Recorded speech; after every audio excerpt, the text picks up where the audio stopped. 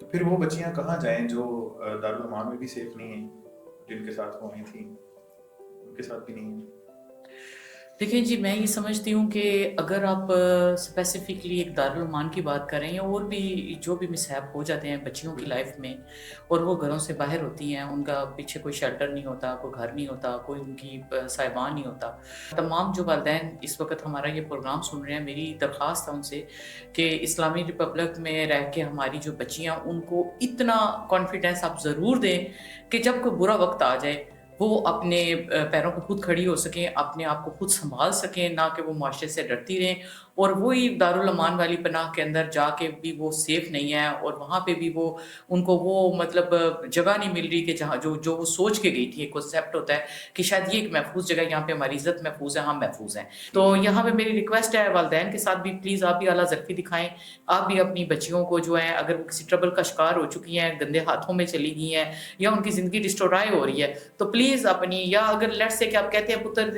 آپ کو ہم اپنے سسرال بھیج رہے ہیں، تو وہاں سے آپ کی میت ہی آنی چاہیے۔ پلیز اس کانسیپٹ کو ختم کر دیں، کیونکہ آپ یہ دیکھیں کہ آگے آپ جس کے ساتھ بیاہ رہے ہیں، کیا وہ انسان ہے یا جانور ہے؟ اگر آپ کی بیٹی وہاں سے اجڑ کے آپ کی دہلیز پہ آ جاتی ہے واپس، تو پلیز اس کو واپس آپ رکھنے کا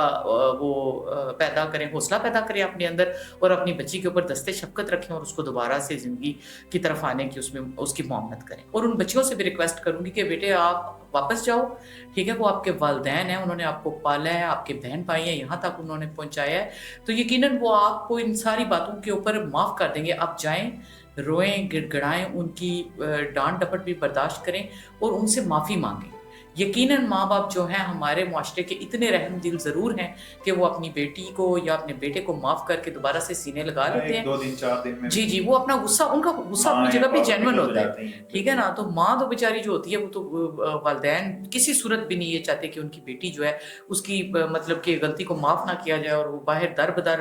معاشرے کو فیس کرتی رہے، رلتی رہے، اور اس کی جو زندگی اسی طرح رل کے ختم ہو جائے۔ ہر ماں باپ یہ چاہتا ہے کہ وہ اپنی بیٹی کو معاف کر دے، اور خدا را آپ اپنے گھروں میں واپس جائیں، اپنے ماں باپ کی ڈانٹ ڈپٹ کو برداشت کر لیں، ان کی سختیوں کو برداشت کر لیں، اپنے بھائیوں کے اعتراضات کو برداشت کر لیں، بہنوں کو برداشت کر لیں، فیس کریں، لیکن واپس جائیں، کیونکہ یہ ایک بہت جو ہے فیس جو ہے اس طرح کا سیف ہے آپ لوگوں کے لیے کہ آپ واپس جہاں کی مٹی ہے وہیں پہ چلی جائیں، تاکہ آپ دوبارہ سے وہ ایک اچھے طریقے سے اپنی لائف سٹارٹ کر سکو۔ اور ڈیفیکلٹ ضرور ہے، معاشرہ نہیں ایکسیپٹ کرتا ہمارا، لیکن پھر بھی ماں باپ اتنی اعلیٰ ظرفی ضرور رکھتے ہیں کہ وہ اپنی بیٹی کو سینے سے لگاتے ہیں، اس کو دوبارہ سے سیٹ کرنے کی کوشش کرتے ہیں۔ بالکل۔ ہمارے ملک میں جو یتیم خانے کام کر رہے ہیں، جی جی، ان کو آپ کیسے دیکھتی ہیں، کیسے کام کر رہے ہیں؟ کوئی لاوارث بچہ ہے، کوئی یتیم بچہ ہے، کوئی ناجائز بچہ ہے، وہ وہاں پہ پل رہے ہیں؟ ہمارے عبدالستار ایدی صاحب کا جو نظام تھا، ان کی جو زوجہ مرحومہ جو ابھی تک چلا رہی تھی، آگے سے ان کے جو بیٹے ہیں، ماشاءاللہ سے ان لوگوں نے تو ایگزامپلس قائم کر دی ہیں آل اوور دی ورلڈ، ایسے ہی ٹھیک ہے؟ اس کے بعد زمرد خان صاحب ہیں، ٹھیک ہے؟ میں نے ان کا بچپن سے نام سنا بھی ہے، اور ان کا کام دیکھا بھی ہے پرسنلی، جو ہے میں ان کو مطلب کہ پرسنلی ان کو اپریشیٹ کرنا چاہتی ہوں کہ ماشاءاللہ سے انہوں نے یتیم بچوں کے لیے اتنا زبردست انہوں نے رول ادا کیا ہے کہ وہ اس بندے کے اوپر جنت واجب ہے ایسے لوگوں کے اوپر۔ تو یہ جو خاص پرسنالٹیز ہیں جو واقعی کام کر رہی ہیں، اس کے علاوہ میں نے کچھ چیزیں بہت بری طرح سے محسوس بھی کی ہیں، اور میں نے ان کو مطلب مشاہدہ بھی کیا ان کا کہ وہ لوگ جو ہیں وہ یتیم خانوں کے نام پہ مختلف NGOs ہیں، مختلف ادارے ہیں، جو لوگوں نے کسی نہ کسی صورت رجسٹرڈ تو گورنمنٹ کے ساتھ کرا لی ہیں، ٹھیک ہے؟ لیکن وہ اس کے اوپر ورک نہیں کر پا رہے۔ وہ کیا کر رہے ہیں؟ فنڈنگ لے رہے ہیں۔ اب ہمارے ملک کے اندر جو اس وقت سب سے دکھ کی جو بات ہے وہ یہ ہے کہ وہ جو نام نہاد ادارے ہیں جو کہ کہتے ہیں کہ جی ہم تو یتیم بچوں کو پال رہے ہیں، ان کی کفالت کر رہے ہیں، ہمیں تو جی فنڈ چاہیے، ہمیں تو جی یہ چاہیے، وہ مہیر حضرات کے پاس جاتے ہیں، وہاں سے جا کے فنڈنگ اکٹھی کرتے ہیں، اور پھر وہ جو اس فنڈنگ کو اکٹھا کر رہے ہوتے ہیں نا، تو وہ ان بچوں تک نہیں پہنچتی ہے۔ انفارچونیٹلی وہ اپنی لگژری پہ لگاتے ہیں، وہ اپنے کھانے پینے پہ لگاتے ہیں، اپنی عیشی پہ لگاتے ہیں۔ اس سے یہ بھی کہا جاتا ہے ایڈمنسٹریشن کے بھی اخراجات ہوتے ہیں، ادارہ چلا رہے ہیں وہ بھی اخراجات ہوتے ہیں، تو وہ بھی تو انہوں نے مینیج کرنے ہیں۔ اب یہ دیکھیں کہ ایک جو یتیم خانہ ہے، جب اس کا جو سربراہ ہے وہ پیسے اکٹھے کر رہا ہے، لاکھوں میں اکٹھے کر لیا اس نے، چلے ایک مہینے میں اس نے 10 لاکھ اکٹھا کر لیا، ٹھیک ہے؟ اس میں سے اس نے کوئی تقریباً 80% اپنی طرف رکھ لی، اور 20% ان کے اوپر لگا رہا ہے گندے ٹماٹر، سبزی منڈی میں سے سب سے تھکا ہوا فروٹ، سبزی، اور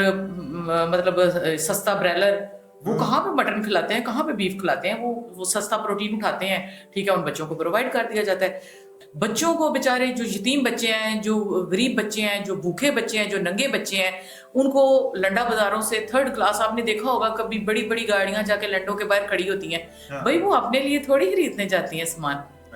وہ تو اپنے نوکروں کے لیے لینے جاتے ہیں, یتیم بچوں کے لیے لینے جاتے ہیں کپڑے, اور اس طرح کے لوگوں کے لیے لینے جاتے ہیں. اپنے لیے تو وہ برانڈ سے نیچے ان کا تو سانس نہیں نکلتا. نیکی انہوں نے کرنی ہے وہ زمانے کو دکھانے کے لیے, دیکھیں وہ زمانے کو مجھے اور آپ کو دکھانے کے لیے کہ ہم تو جی یتیم خانہ چلا رہے ہیں, ہم تو اللہ کے بڑے نیک بندے ہیں, ہم تو یہ کر رہے ہیں, ہم تو روزے کھلوا رہے ہیں, ہم تو لوگوں کو وہ کیا کہتے ہیں لے کے راشن دے رہے ہیں, راشن تقسیم کر رہے ہیں.